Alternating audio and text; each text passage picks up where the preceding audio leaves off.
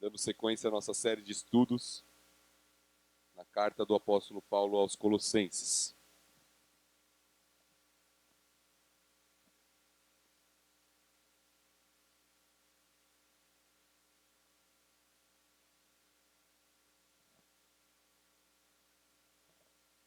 Antes de relermos o texto,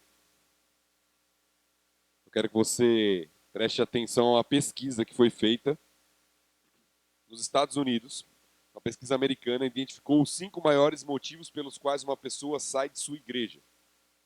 E eles são: primeiro, a igreja é muito crítica. É o primeiro motivo. Segundo, a burocracia da igreja é sufocante. O terceiro é: não gosto do estilo da pregação. O quarto é: a igreja não é o local onde as pessoas se encontram com Deus. E o quinto, a igreja tomou uma posição política em que as pessoas discordavam. A pergunta é: qual é a sua avaliação da sua igreja? Você gosta da forma como ela é administrada? Aprecia o louvor, os costumes e preferências dela? Qual nota você daria para a sua igreja local? Nós acabamos de cantar uma música que fala sobre ser corpo, mas o tema da nossa mensagem hoje vai um pouco de encontro, não ao encontro, ao que nós cantamos. O tema é... Opa, falhando aqui. Já foi. Eu não suporto mais a minha igreja. Esse é o tema da nossa reflexão hoje pela manhã. E o que nós queremos mostrar é que só é possível viver os relacionamentos da igreja quando Cristo, e não eu. Quando Cristo é o foco. Colossenses 3, versículos 12 a 15, Paulo vai falar sobre os relacionamentos dentro do corpo de Cristo. E como eles podem ser vividos. Como nós vivemos a realidade da igreja. Então é sobre isso que nós vamos trabalhar hoje nessa manhã. Voltando ao texto de Colossenses 3, versículos 12 a 15, nós estamos naquela parte do texto em que Paulo está fazendo o contraste com o texto anterior. Só te lembrando e te situando. Nós estamos naquela parte prática da carta, onde Paulo está exortando a vida cristã na prática, e ele falou que nós morremos com Cristo, e por causa disso a natureza terrena deve morrer. Fazer morrer a natureza terrena. E aí, semana passada, nós vimos que nós ressuscitamos com Cristo, e por causa disso fomos revestidos do novo homem. E porque fomos revestidos do novo homem, agora nós temos que nos revestir de novas realidades. Paulo está fazendo agora a outra parte. Nós morremos e temos que fazer morrer. Nós ressuscitamos e fomos revestidos e agora nós temos que nos revestir. É um fato, porque nós já estamos em Cristo, mas agora exige uma atitude da nossa parte. De nos revestir de virtudes.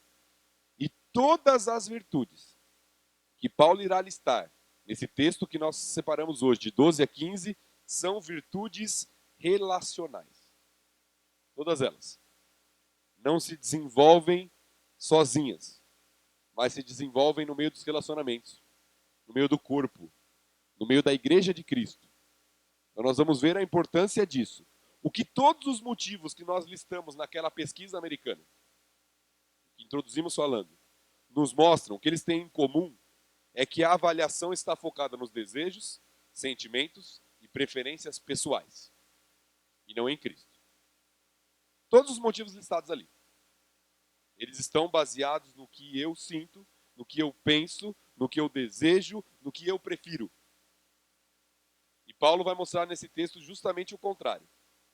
Isso, nós só vivemos a realidade da igreja quando nós vivemos os relacionamentos centrados em Cristo e não em nós.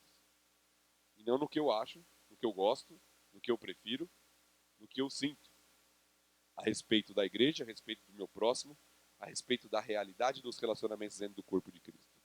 É o mesmo motivo, hoje em dia, que faz as pessoas abandonarem determinada igreja local.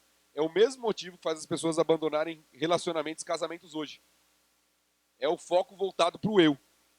A pessoa foca em receber e não em servir. a Deus e ao próximo. E aí ela começa a culpar o próximo, buscando assim uma realidade utópica e perfeita, na busca pela igreja perfeita, onde não vai ter ninguém nunca que me fira, onde tudo vai ser do jeito que eu gosto, onde o louvor vai ser da minha preferência, onde os relacionamentos vão ser atrativos para mim, eu vou ter afinidade com as pessoas e eu nunca vou ter nenhum problema. Ficando num ciclo insano de busca por algo que nunca vai acontecer. Você parou para pensar, as virtudes, nós vamos reler daqui a pouquinho que Paulo fala, elas estão implicitamente falando que existem problemas dentro da igreja local. Se você tem que perdoar o seu irmão, isso significa que ele te feriu. Não existe a igreja perfeita. Isso é propósito de Deus mesmo. Porque uma igreja imperfeita aperfeiçoa o nosso caráter. À medida que nós aprendemos a amar, perdoar, ser paciente e viver os relacionamentos dentro do corpo de Cristo. E é isso que Paulo vai mostrar. A realidade de que nós precisamos crescer dentro de relacionamentos que têm problemas e têm dificuldades. Isso faz parte da nossa maturidade quando nós focamos Cristo e não os nossos desejos. Então, voltando ao texto, versículos 12, vamos ler do 12, só o 12 por enquanto, primeira parte. A primeira exortação de Paulo diz assim: revesti-vos, pois, como eleitos de Deus, santos e amados, de ternos afetos de misericórdia, de bondade, de humildade, de mansidão, de longanimidade. Nós temos nesse texto aqui 3 ordens. Bom, Paulo divide essa passagem aqui em 3 imperativos. Nós temos 3 ordens. E o primeiro é esse aí: revistam-se, ou revesti-vos. Essa é a primeira ordem do texto. Revestir-se de Cristo. São 3 ordens para viver essa realidade dos relacionamentos da igreja. A primeira é revestir-se de Cristo. E os primeiros motivos que Paulo apresenta é primeiro por causa daquilo que nós já somos em Cristo. Paulo começa mostrando aquilo que nós já somos. Revestimos, pois, como eleitos de Deus, santos e amados. Paulo dá 3 características aqui do povo de Deus: povo eleito, povo santo, povo amado de Deus. E ele usa isso como a forma de entendermos como devemos viver. Se você é um eleito de Deus, se você é uma pessoa santa, separada para Deus, se você é amado de Deus, então revista-se das características de Cristo, porque ele te chamou, te amou, te elegeu, te santificou para você viver essa realidade. É isso que Paulo está falando. Como eleitos de Deus, como amados de Deus, como povo santo de Deus, revistam-se. Assumam aquilo que vocês são em Cristo. Vivam essa realidade. Eleitos. O povo foi escolhido por Deus. E escolhido para representar Deus. É interessante notar que nas Escrituras, tanto no Antigo quanto no Novo Testamento, a eleição está sempre vinculada ao caráter do povo de Deus. O povo de Deus deve assumir. Deus não simplesmente nos elege, ele nos elege para a santificação, nos elege para a obediência, nos elege para uma vida santa, separada. A eleição de Deus implica que nós somos escolhidos dentro de um grupo para viver de maneira distinta. Por isso que aqui Paulo também liga o termo eleição a santos. Vocês são eleitos de Deus, vocês são santos, separados para Deus. Vocês são amados de Deus, alvos do seu amor na cruz, por meio de Cristo. Então Paulo lista as características do povo de Deus: um povo eleito, um povo santo, um povo amado, e por causa disso eles têm que viver agora com base no caráter de Cristo.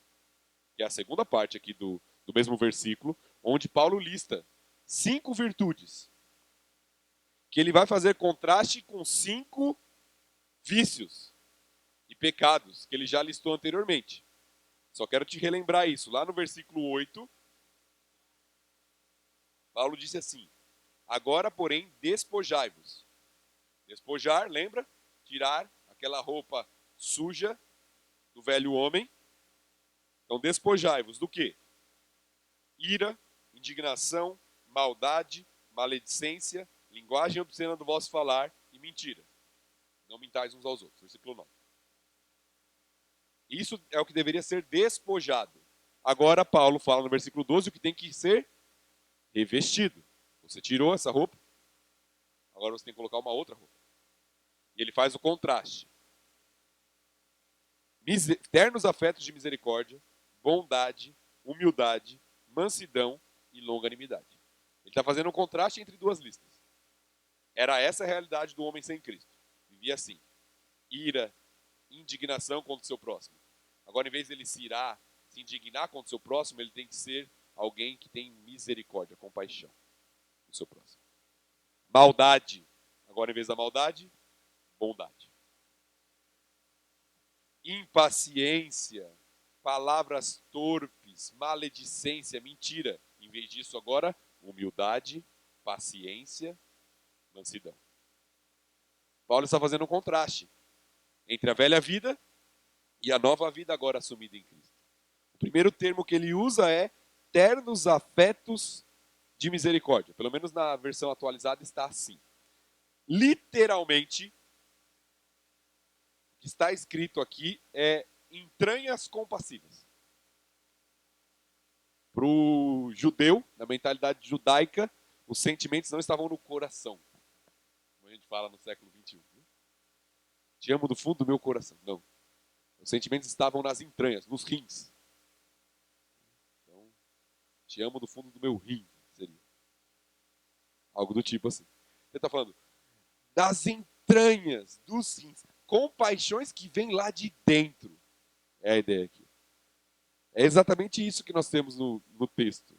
Por isso que ele fala aqui em outra versão mais antiga, em outros textos, traz entranhados afetos e misericórdia. Entranhados é que vem das entranhas mesmo. Ali bem literal. Então algo que vem lá de dentro, lá do fundo. Uma compaixão verdadeira. Que eu consigo sentir inclusive a dor do outro. Me compadeço genuinamente pelo meu irmão. Em vez de mirar e me indignar com ele, inclusive quando ele peca contra mim, quando ele me ofende, o que eu devo sentir é compaixão, misericórdia. Essa é a primeira característica que Paulo usa aqui. A segunda é bondade, que é o oposto da maldade da lista anterior que nós já falamos. São atos que visam o benefício do outro. Enquanto a maldade visa prejudicar o próximo, a bondade é um termo bem geral, que é usado para o benefício.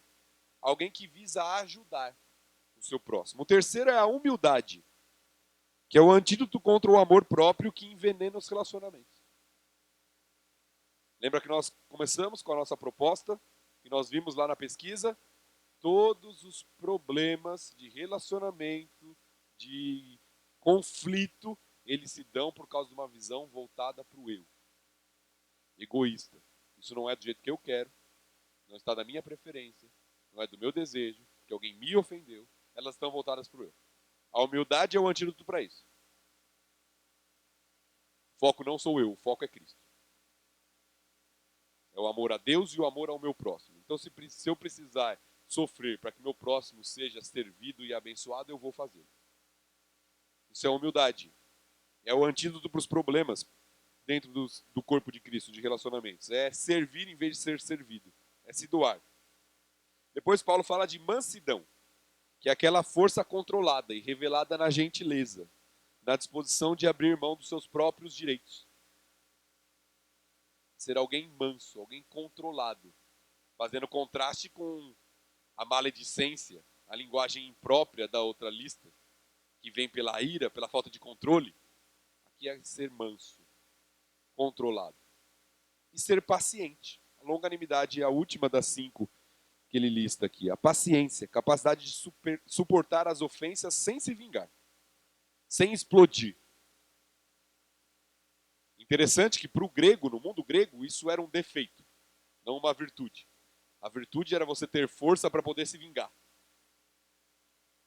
No cristianismo, isso passa a ser uma virtude. E a vingança é um defeito. Na perspectiva bíblica, é o contrário do que eles pensavam na época. Então, você ser paciente, longânimo, é o caráter de Cristo sendo formado em nós. Peguei alguns textos das Escrituras para te mostrar isso. Todos dele falando de Cristo, do Senhor. Por isso mesmo convinha que em todas as coisas se tornasse semelhante aos irmãos para ser misericordioso e fiel sumo sacerdote nas coisas referentes a Deus e para fazer propiciação pelos pecados do povo. Hebreus 2,17. Se é que já tens a experiência de que o Senhor é bondoso. 1 Pedro 2,3. Bondade e misericórdia de Cristo. Tomai sobre vós o meu jugo e aprendei de mim, porque sou manso e humilde de coração. E achareis descanso para a vossa alma. Mansidão e humildade de Cristo. Mas por essa mesma razão, me foi concedida a misericórdia para que em mim, o principal, evidenciasse Jesus Cristo a sua completa longanimidade. E servisse eu de modelo a quantos hão de crer nele para a vida eterna. Então, todas as características listadas aqui são características baseadas no caráter de Cristo. Revelado no seu viver, revelado nas Escrituras. É o caráter de Cristo sendo formado no povo de Cristo. É o que Paulo está ensinando aqui. Terceiro, relacionando-se como Cristo. E agora nós vamos para os versículos 13 e 14. Paulo mostrou o quê? Quais são as características? Mansidão, humildade, longanimidade, bondade. Ele mostrou misericórdia, as 5 características. Agora ele vai mostrar como elas se dão na prática. Como elas são evidenciadas através dos relacionamentos. E aí Paulo fala de 3 coisas. A primeira delas é do suporte. Versículo 13, suportai-vos uns aos outros. Perdoai-vos mutuamente, caso alguém tenha motivo de queixa contra outrem. Assim como o Senhor vos perdoou, assim também perdoai vós. Acima de tudo isso, porém, esteja o amor, que é o vínculo da perfeição. Primeiro, suportando uns aos outros, que não é mera tolerância. Quando eu era adolescente, eu entendia esse versículo assim, suportar. Então, aquele irmão é muito chato, então eu tenho que suportar ele. Né? Não é essa a ideia. É a ideia de dar suporte. De você ajudar, levar a carga do outro, se necessário. Dar o suporte necessário para que o outro cresça. Então, suportando uns aos outros. Cristo como o maior modelo. Como nós temos aprendido no Evangelho de Marcos, que não veio para ser servido, mas para servir e dar a sua vida. Em resgate de muitos. É o suporte. É a disposição de servir, de auxiliar, de levar a carga um do outro. Segunda característica, o perdão. Perdoando como Cristo. E como nós falamos, isso implicitamente nos mostra que existem problemas, dificuldades de relacionamentos dentro do corpo de Cristo. E nós precisamos exercer perdão uns com os outros. Como Cristo fez conosco. Perdoai-vos uns aos outros mutuamente, caso alguém tenha motivo de queixa contra o outro. Como Cristo vos perdoou. Se alguém tem algo, alguma mágoa, perdoe, como Cristo te perdoou. Sempre que eu vejo essas expressões, eu lembro do texto, que não vai dar tempo da gente ler, mas que Jesus conta a parábola para Pedro a respeito de quantas vezes nós deveríamos perdoar nossos irmãos. Texto bem conhecido. De um homem que devia uma quantia que ele não tinha como pagar e foi perdoado. Mas não queria perdoar o outro que devia bem pouquinho perto do que ele devia para ele. Quando nós negamos perdão ao nosso irmão, nós estamos fazendo a mesma coisa. Não há nada que seu irmão possa fazer para você. Nada. Absolutamente nada. Você pode pensar na pior coisa que pode acontecer na sua vida. Não tem nada que seu irmão possa fazer para você que é maior do que você fez para Cristo. Absolutamente nada. E Cristo te perdoou. O que Paulo fala assim é o perdão que deve ser exercido. Deve existir no corpo de Cristo é o perdão de Cristo. Se alguém te ofender mais do que você ofendeu a Deus, você não precisa perdoar. Mas isso é impossível. Isso é impossível. Perdoar como Cristo te perdoou. E o terceiro, amar como Cristo. Versículo 14. Paulo fala, acima de tudo. Paulo coloca, como faz em outros de seus escritos, o amor como a virtude suprema. Amar a Deus e ao próximo, os 2 grandes mandamentos. E amar não é sentir apenas. Amar é se doar. Dar a sua vida pelo seu irmão. É se sacrificar. Para dar aquilo que o outro precisa.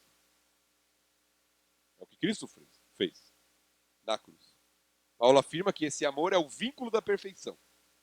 E a ideia do vínculo aqui é daquilo que liga, do elo, em outras versões. A ideia usada na época era do cinto, na armadura romana e até nas roupas que ligava as outras peças. Então, quando Paulo usa o amor aqui como aquilo que liga todas essas outras virtudes. Paulo fala isso em outra linguagem, em 1 Coríntios 13, quando fala se eu tivesse isso, se eu tivesse aquilo outro e não tivesse amor. O amor é aquilo que liga, é o vínculo de todas essas virtudes. Amar como Cristo amou. Sem isso, não há verdadeiro relacionamento, verdadeira comunhão no corpo de Cristo. Paulo usa o termo muito comum dos hereges de Colossos, a perfeição. Para esses, perfeição vinha por meio de um conhecimento secreto dado apenas a um grupo específico. Paulo fala que a perfeição vem por meio do amor no relacionamento no corpo de Cristo entre todos. Ele mostra que essa perfeição, que não é perfeição moral, que é maturidade, que é crescimento, ela vem por meio do relacionamento do corpo. Por isso, meu irmão, pense, seus relacionamentos estão centrados em quem? Em você ou em Cristo e no seu próximo? Faça o teste, é fácil descobrir. Se seu pensamento é, ninguém me ama, ninguém me ajuda, ninguém me visita, ninguém quer saber de mim, você está focado em você. Se seu pensamento é, como posso amar, visitar, ajudar, me interessar pelo meu irmão em Cristo, você está focado em Cristo e no próximo. É um teste simples. Nós temos a tendência pecaminosa de focar em nós. De olhar para os outros como aqueles que deveriam estar nos servindo. Em vez de olhar nós mesmos como servos. Como pessoas que devem amar, ser humildes, ser pacientes com o próximo. Paulo inverte a perspectiva aqui. O que nos une é Cristo. Não são as nossas preferências. Não são as nossas afinidades. O nosso gosto, mais Cristo. Se você se relaciona na igreja apenas com quem você gosta, com quem pensa como você, com quem gosta das mesmas coisas, deixa eu te contar um segredo. Você não precisa de igreja para isso. Qualquer grupo aí fora que você tenha afinidade, isso vai acontecer. A beleza da igreja está no relacionamento entre pessoas que não têm nada em comum. Elas têm apenas uma coisa em comum: Cristo. Isso é o suficiente. Isso é o suficiente. É Cristo que nos une. Por isso eu posso aprender a amar, perdoar, suportar, auxiliar o meu irmão. Até porque o que Cristo disse no Sermão do Monte é que se você ama aquele que te ama, os gentios fazem o mesmo. Aqueles que não conhecem a Cristo fazem o mesmo. Só existe crescimento no meio dos relacionamentos. É isso que Paulo está mostrando. Você quer crescer espiritualmente? Leia a sua Bíblia, faça a sua oração. Ótimo. Isso vai ajudar bastante. Mas desligue sua TV e vai visitar um irmão. Você quer desenvolver o caráter de Cristo? Saia do celular e vai orar com o seu irmão. De preferência terça-feira, 20 horas. Temos um horário específico para isso aqui. Você quer crescer? Saia da sua zona de conforto. Ame, perdoe, viva os relacionamentos. Se você acha que ser igreja é assistir o culto de domingo, é algo de muito errado na sua visão de igreja. Ser igreja é isso que Paulo está falando aqui nesse texto. Amar, perdoar, suportar, ter paciência, ajudar o seu irmão a crescer. Vida espiritual sem os irmãos, sem os relacionamentos com a igreja local. Ah, não, eu tenho outras pessoas que eu conheço que são cristãs também. Tenho amigos no Facebook que são cristãos com quem eu me dou bem. Não existe crescimento sem envolvimento com a igreja local.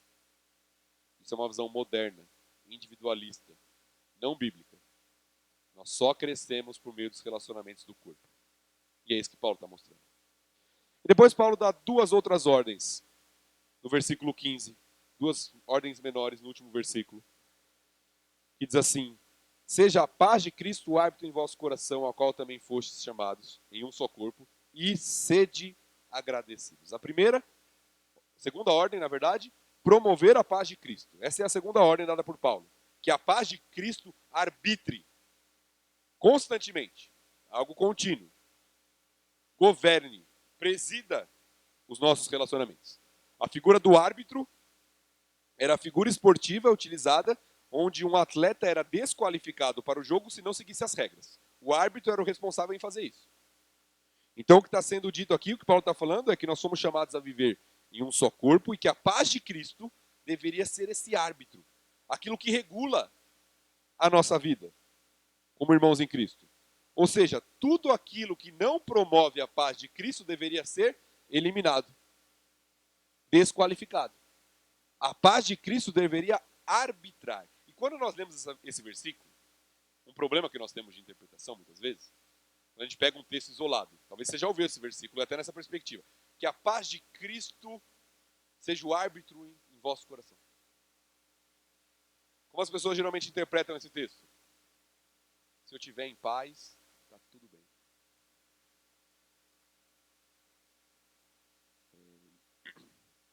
Isso é bem antibíblico. Jonas estava em paz no barco. Estava até dormindo. Tranquilão. Estava bem longe da vontade de Deus. Mas estava em paz. O texto não está falando de paz interior, não. O texto todo está falando de relacionamento. Quando ele diz que a paz de Cristo deve ser o árbitro em vossos, ele usa o plural, inclusive, corações, ele está falando de relacionamento do corpo. O que deve reinar é a paz de Cristo no nosso meio. O coração na literatura bíblica vai muito além dos sentimentos, como nós estamos acostumados a ver. Fala da vida total do homem. Dos seus relacionamentos, inclusive. Isso significa que tudo aquilo que é um impeditivo para a paz de Cristo deve ser lançado fora dos relacionamentos do corpo de Cristo. A aplicação disso é por isso que a Bíblia coloca a divisão, fofoca, a maledicência da lista anterior, o falar mal, a mentira, o linguajar indecente e torpe como algo tão sério nas Escrituras. Porque eles impedem que a paz de Cristo arbitre em nosso meio. Governe em nosso meio. É por causa disso que é levado tão a sério nas Escrituras. É por isso que Deus diz no Antigo Testamento, em Provérbios, que ele odeia, abomina o que semeia contenda entre irmãos. Porque isso impede a paz de Cristo. Pense bem. Suas palavras podem evidenciar as características do velho homem. Podem ser palavras da antiga natureza. Quando você fala de uma pessoa para outra, em vez de falar para a própria pessoa visando ajudá-la, não é a paz de Cristo que está reinando, governando os seus relacionamentos. Não fale do seu irmão. Não fale do seu líder, do seu pastor. Controle a sua língua.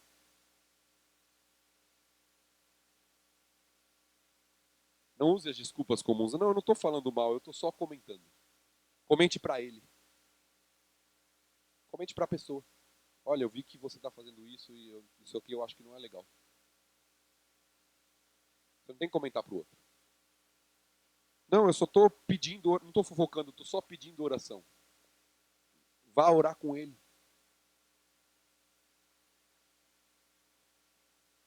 Vá orar com seu irmão. Tudo aquilo que impede a paz de Cristo reinar, arbitrar, governar em nosso meio é característica do antigo homem, do velho homem,